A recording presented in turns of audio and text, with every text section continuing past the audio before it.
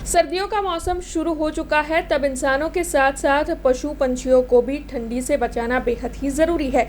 तब वडोदरा के सयाजी बाग जू में पशु पंछियों के लिए उन्हें सर्दियों से बचाने विशेष तरीके के इंतजाम करवाए गए हैं।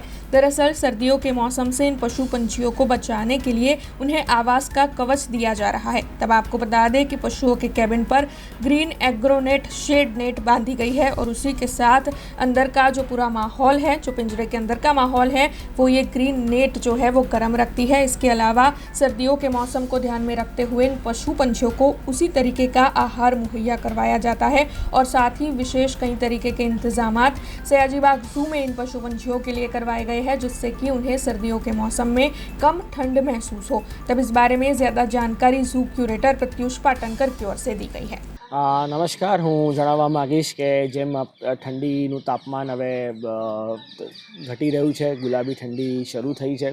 આ ઠંડી હકીકતમાં તો પ્રાણી પક્ષીઓ માટે ખૂબ જ સારી હોય છે। આ શરૂઆતની જે ઠંડી હોય છે એ ઠંડીમાં સવારના સમયમાં પ્રાણી પક્ષીઓને તડકો સેકવામાં ને એમાં બહુ ઘણો મદદ થાય છે।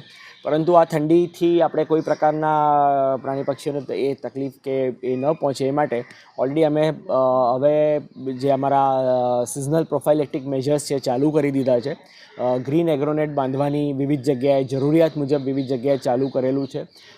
એગ્રોનેટથી પક્ષીઓને ખાસ કરીને પ્રોટેક્ટ એ કરવામાં આવશે।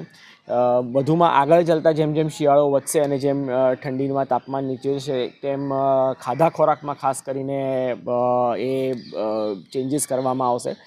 શિયાળા ઋતુની મળતી શાકભાજી અને ફળફળાદી અને તૈલબીઓનો ખોરાકમાં મહત્તમ સમાવેશ કરવામાં આવશે, જેથી કરીને તેમને એ મળી રહે। મધનો ઉપયોગ ખાસ કરીને શિયાળા દરમિયાન પ્રાણી પક્ષીઓના ખોરાકમાં કરવામાં આવે છે અને એ રીતના તેમને શિયાળાથી આપણે ઠંડીના તાપમાનથી આપણે સુરક્ષા એ કરીશું।